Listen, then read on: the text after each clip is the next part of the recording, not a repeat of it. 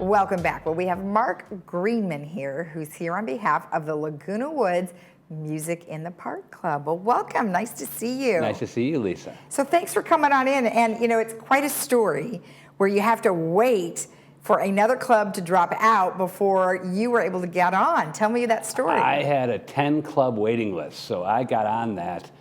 I had to wait about 10 months. Okay. And then I finally got word, and the clubs allow you to put posters at the clubhouses. Okay. They allow you to come on this show. Okay. They allow you to have access to the PAC 5 times a year. Oh, okay. So we'll see what we do with that, but well, that's a work in progress. Okay. Well, excellent. Well, I'm glad you were able to get on. And now tell me a little bit about what the club and what it does and how people are involved. The whole idea about the park is just enjoying outdoor music. Mm-hmm. And we play free concerts. Okay. Now we play every other Sunday at Passive Park, mm-hmm. which is right in between Clubhouse 2 and the Clubhouse 2 pool up by lawn bowling there. Okay, okay. And you perform and you have other people that perform as well, right? John Pearlstone, right. He's the lead guy of the Nomads. He also plays with me, and we alternate half-hour sets. Oh, so okay. two-hour show, and we each play an hour. So I think you began a long time ago, like 3 years ago, right? Almost 3 years ago. Where you wanted to make sure that people could go outside, because that was one of the things I think was the best thing for us, is to be outside rather than be inside when we had COVID. And so you were able to perform in the park for people that wanted to go outside. Exactly. The whole idea, I used to do open mics in bars, and I would practice 3 or 4 songs for 20, 30 hours a week and go to this bar and hope that there would be 10 people there listening to me. Mm-hmm. So COVID struck, and I think the village shut down. I believe it was March 19th of 2020. A very dark, dark day here in the village and everywhere else in the world, for that matter. And so I had the idea, well, let's go do open mic in the park. And Aliso Creek Park is a beautiful park, and they have that big old tree there, and they have that walking path that goes the length of the park. So the idea was that I was just going to go there and play my music for the people walking on the park. Uh-huh. So I did that on my first show, and then the second show, 5 or 6 people all of a sudden brought lawn chairs. I was like, wow, this is really cool. I love, love, love to perform. Mm-hmm. So I told those people, I said, hey, look, I'll make you a deal.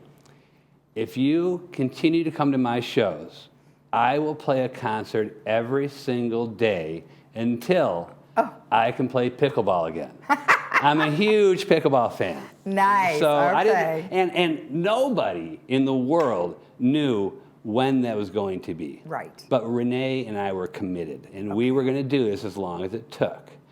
So we would haul our stuff to the park every day, and we played. It turned out we played a concert for 90 minutes from 2 to 3:30 every day for 60 days in a row. Wow. It was great. And Renee, she was invaluable. Because I had this big stack of music, okay, and I had this crappy little music stand. Mm-hmm. And she would have to take down my old song, put up the new song. Very tedious job. It would have taken me forever to do it, but she was a trooper. And without her, it never could have happened. So once people started bringing lawn chairs and started playing, mm-hmm. then it started to grow in popularity. Right. Then instead of 6 lawn chairs, then it's 12, and then it's 25. Yeah. And then it's 30. And then, whoa, this is getting cool. So then, by about 2 months into this, towards the end of May, mm-hmm. we were drawing on Sundays 150 people. Wow. Yes. Wow. And it was awesome. If you like to perform, a good audience is even better. So we were playing on Sundays, and then I think it was the first Sunday in June, we had a huge crowd, and somebody brought a noisemaker. Oh, no. Oh, and people went nuts, and they were confronting her, and confrontations broke out. Sure. And the funniest thing is that Ron, first of all, let me back up. For Sunday Music in the Park, that's when I was about 10 shows into it, and I was thinking, oh my God, I'm going to be able to play pickleball someday, and these shows are going to end. And I didn't want that to happen. So I had the idea, it turned out to be a brilliant idea, of inviting other musicians with me on Sundays. Oh, okay. So I invited John Pearlstone, so you guys could rotate. and Ron Rosenthal, and Craig Spradley, and Kim Beanie, and Warren and Keith. And so we all played for about 4 hours on Sunday. Oh, okay. And now, so fast forward, we had the riot, I call it, in June.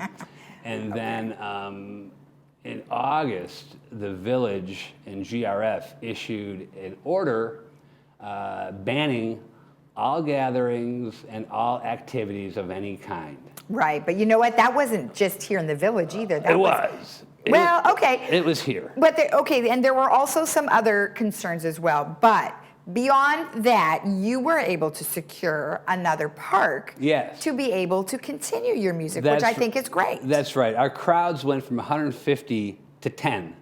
We had loyal fans, Bob and Barb and Doug and Diane. They never missed a show. So we had loyal fans, but then we kept slowly building it back up. And then we left Aliso Creek Park. We went to a place called City Center Park. Oh, okay. It's a beautiful park behind the Ayers Hotel. Yes. They have a great labyrinth that goes down to Moulton. If you haven't been there, go check it out.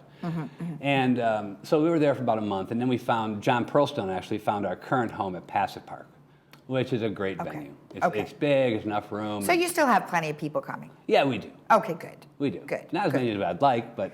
Well, you know what? After today, maybe you'll even have hope more so. people. I hope so. So tell me again, so this Sunday, where are you going to be playing? Passive Park. At Passive Park? Correct. And what time is that again? That's going to be from 2 to 4. From 2 to 4. Right. And nobody needs to make reservations? They No just show up with their own reservations. chairs, bring their own everything, and they have some music. So are you playing? John is out of town at a NASCAR event this week, so I'm solo. And my show this week is going to be a fun one. The first hour is going to be all TV theme show songs. And then Sing along. And then the second hour is going to be all movie theme songs. Oh, okay. And do you play one instrument or multiple? I'm just a guitar player. Okay, gotcha. Yeah. Gotcha. Well, that will be fun. Right. Now, you also are going to be celebrating an anniversary in March, and that's on March 26th. Tell me about that. That is going to be a Sunday Music in the Park, like you said, March 26th, and that is going to be where it all started at Aliso Creek Park, and I'm so excited. So it's going to be great. It's going to be John and I are going to be playing there. We'll probably do maybe a 3-hour show that day. Probably have balloons, maybe a couple clowns. Oh, good. Well, you know, you got a clown alley right here. I know we do. So I'll go talk to them and see what we can do to make it special. Oh, that'll be great. And we'll, of course, now. Most people in the village loved our music. They love the no matter where. getaway, and they love the release and all this. But some people who lived by the park, they hated us. Well, And not because the music was too loud, but it was because the fact that they could hear it at all. That we were disturbing their peace and solitude. No, but it was only an hour and a half a day, and they can have their peace and solitude 22 and a half hours a day, right? That's how I looked at it. But taking them into consideration, we voluntarily, people think that we were forced out. We were not. We voluntarily moved our shows to City Center Park. Great. And Passive Park is a great venue now. And it's a lot easier for me. I don't have to haul my equipment a third of a mile to and from the shows. Now I just park right there, 20 yards. Perfect. Yes. Well, thank you very much for the information. Yes, Good luck of course. to your concert and your celebration. May I add one more thing? Real quick. I send out concert announcements the Fridays before my Sunday shows, and I have an email list with 400 people on it. If anybody wants to get added to the list, just email me at mark.greenman@yahoo.com. I'll add you to the list. You'll get all the information you need, all the previews about the show, and all the fun stuff you need to know. Sounds perfect. Great. All right, good. Thank you. Thanks for having me. You're welcome. And as Mark already alluded, you may get in touch with him to be on his email list of about 400 people, mark.greenman@yahoo.com. We'll be right back.